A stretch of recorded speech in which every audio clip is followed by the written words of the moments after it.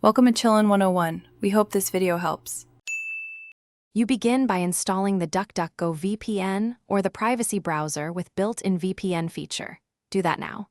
Once installed, open the app and sign in or create an account because the service needs a registered device to manage keys.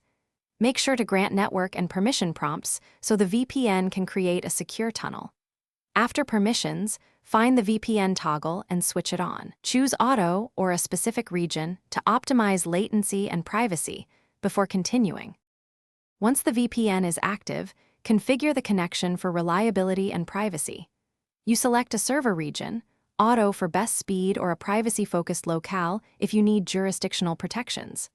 Next, enable Always On and the Kill Switch so traffic stops if the VPN drops, and enable per app protection to force specific apps over the tunnel.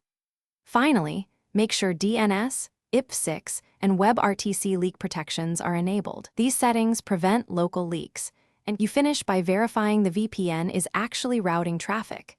Check your IP from a web tool and test content access to confirm the chosen region. Make sure the app is up to date, and if you notice slowdowns or disconnects, restart the app and then the device to refresh routing tables. If the VPN won't connect, toggle it off and on, reset network settings, and regrant permissions.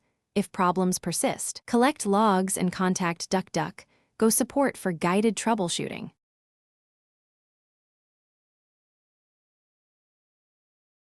Thanks for watching. Consider subscribing if we helped you.